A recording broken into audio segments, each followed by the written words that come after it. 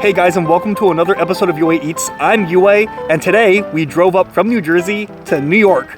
But not New York City this time. We drove up to New York State, to upstate New York, to Westchester County, and a town that I've given up trying to pronounce its name. Now, we're here because we're eating at possibly the most famous hot dog place, not only in Westchester, but in the New York City area in general.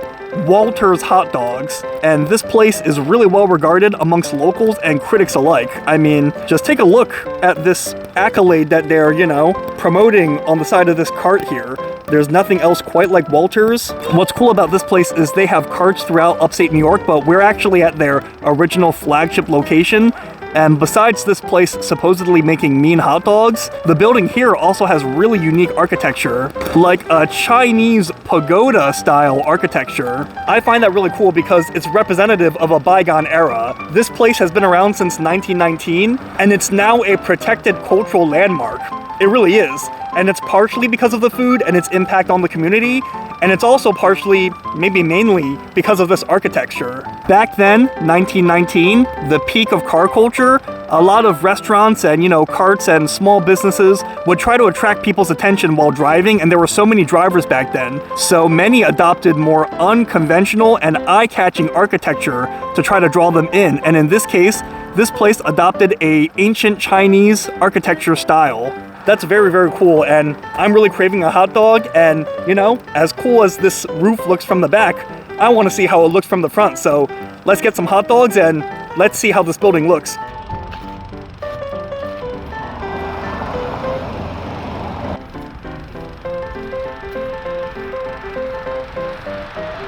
Alright, so we've located the menu here on the far side of the restaurant. Known for the best since 1919. The best what? I'm gonna presume they mean hot dogs. But yeah, as you can see, they actually have a pretty large menu for a hot dog stand. I was expecting it to be much smaller than this. This almost looks Shake Shack-like for how many options they have. And a pretty extensive merch section as well.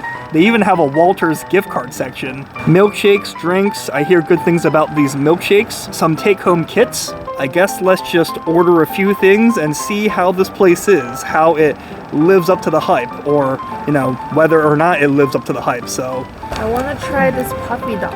It says topped with a layer of smashed and grilled potato puffs. You want to try the puffy dog? Yeah. Okay. Let's do it. Let's try the puffy dog. Let's try one of the normal hot dogs. Let's just try a single, world famous, supposedly. Tina wants to try the puffy dog, topped with a layer of smashed and grilled potato puffs. So let's give that a try.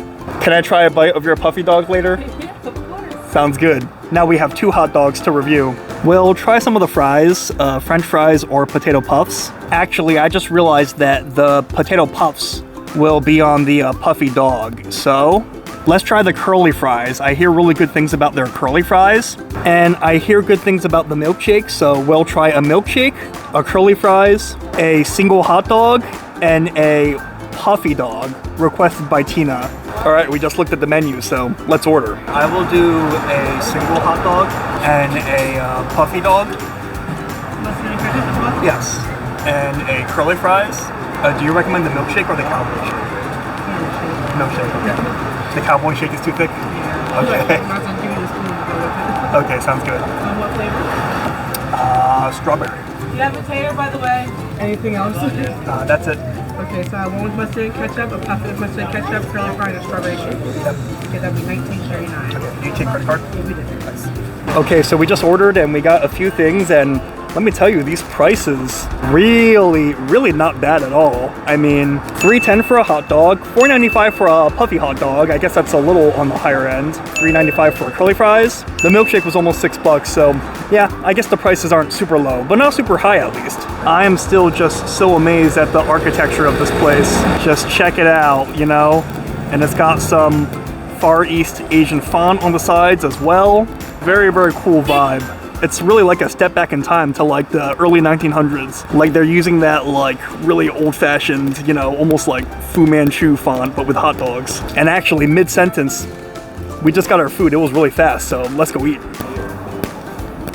I'm trying to burrow around here.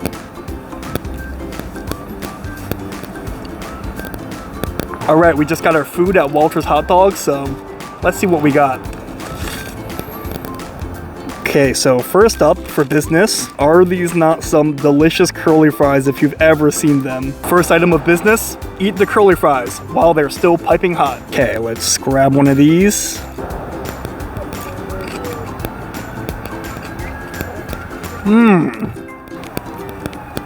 Just look at this delicious, spirally, centrifugally cut potato.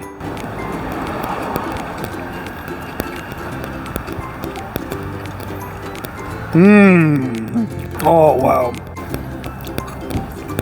Hot and fresh. It's not just a marketing cliche. They really are. They taste like really like piping hot right from the fryer. Tina even just commented that they're so good that even though they gave us some sauces, ketchup and mustard, it seems like we don't even need it for this. Like they're good enough just to eat on their own. Not only are they perfectly fried, like the perfect starchiness on the inside, nice and crispy on the outside, well seasoned, not so seasoned like all you can taste is seasoning. The seasoning is on point as well. Honestly, these are the best curly fries I've ever had. And I don't eat curly fries often, so, you know, let me know if that's not a big statement, but delicious. Still, let's try them with some ketchup. Will that ruin them or make them better?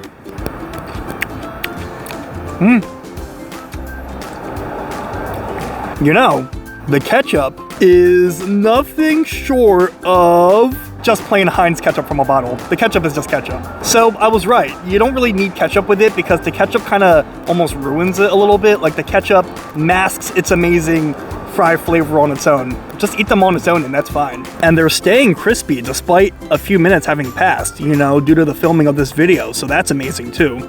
Let's try one with, I believe mustard. I believe this is mustard.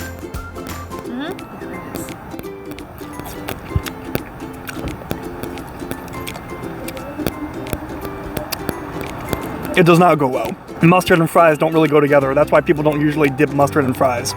But hey, let me tell you, this mustard, this is some legit mustard, man. This is some legit good quality mustard, definitely made in-house. I think I saw that they were selling their mustard by the bottle, their Walter's hot dog mustard, so I can't wait to see how this tastes with the hot dog. Speaking of which, it is time to try the hot dog, why don't we? All right, so we got 2 hot dogs here, and you know, I feel like this is definitely not gonna be enough since this needs to sustain both me and Tina. So we're definitely gonna need more food than this between the 2 of us. But yeah, this is the puffy dog. It looks like with some potato puffs. I guess by potato puffs, they essentially mean like potato croquettes. And those croquettes are looking pretty solid if I do say so myself. So excited to try this. And then this is the plain hot dog. You know, nothing to it, just a hot dog and nothing else. And what's cool about this place, Walter's, is that the way that they make their hot dogs is really unique.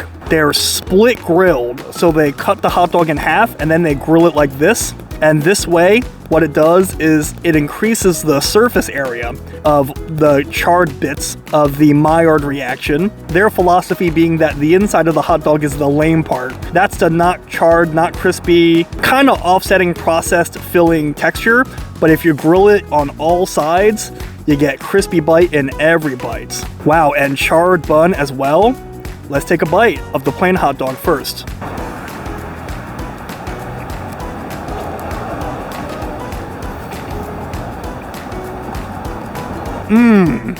Like I said earlier, if you look at the way that they split this hot dog, that means that there's more crispy parts all around. So it is true what they say, you get crispiness in every bite.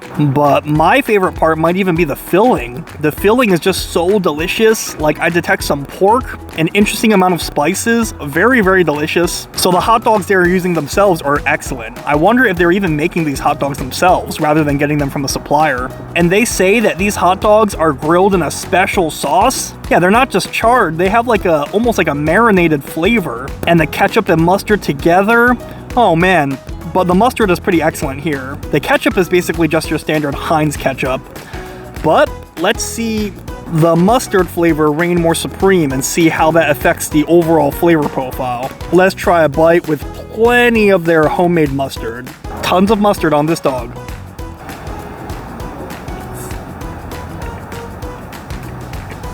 You know what?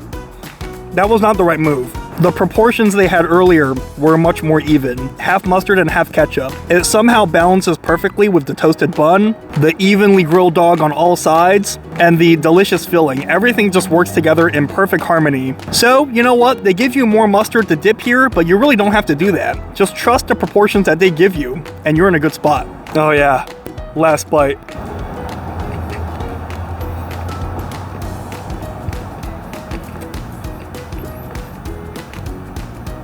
Wow. Honestly, I realize the gravity of this statement, but based on the flavor of the hot dog itself, incredible. The way it's grilled, the special sauce flavor, this might be the best hot dog I've ever had. It's definitely top 3. But next up, we're gonna try the puffy dog. Now this one is with the potato puffs. So I think it's the same hot dog, just with some potato croquette shoved inside. And I'm really looking forward to this. Now, a meat sandwich with some crunchy starch on the inside, trust me, it's a great combination. Like if you've ever been to Rutgers and had the grease trucks there, you'll know what I mean.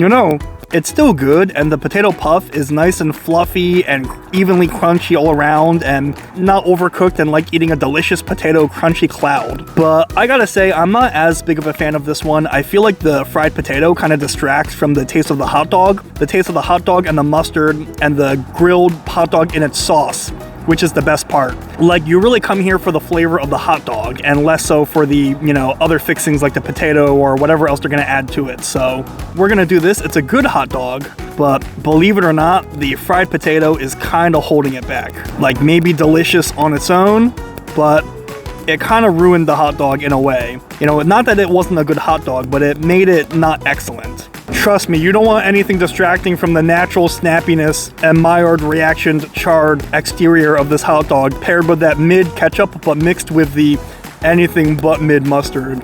Delicious.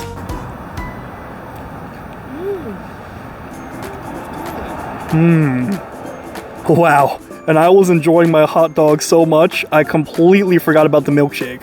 It's a really tight lid. Ooh. There you go. Look at this foamy milkshake.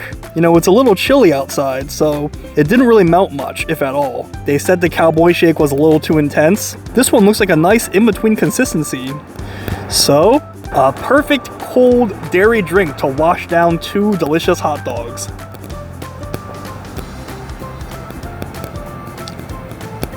Huh. Okay, the milkshake is not my favorite. I mean, it looks thicker than it is, and when you stir it, it looks like it has like a nice, you know, thick consistency. But if I knew this milkshake was gonna be this loose and not thick, I would have went with the cowboy shake, because personally, I don't mind thick milkshakes. Like, I like them thick.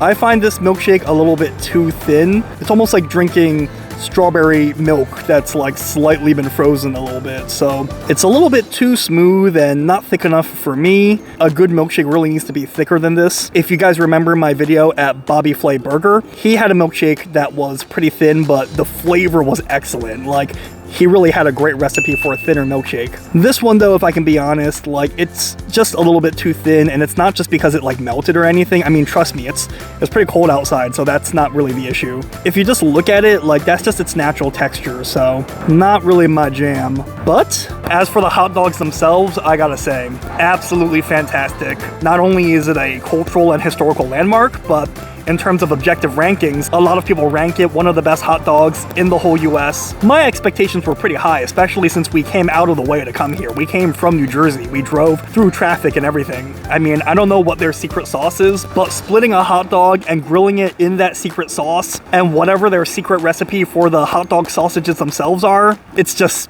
excellent. And the Chinese architecture, very, very cool. You know, the Far Eastern cartoony font, okay, like maybe that's a little bit dated and hasn't quite aged well, but still, you feel like you're going back in time, you know? And it's cool that this place made a name for itself based off its food alone, and not just based off its cool trappings and cool atmosphere and cool architecture. So very, very, very excellent food, and totally worth the hype, and the best hot dog I've ever had so far. But anyways, guys, I think that's gonna be it for this video. That food was outstanding, so I'm gonna get some more food. Or actually, I'm gonna get some more food after I finish these curly fries.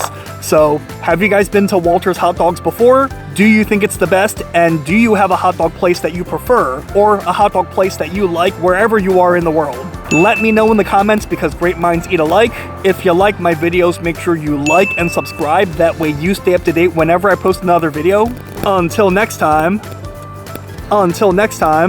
I'll see you later.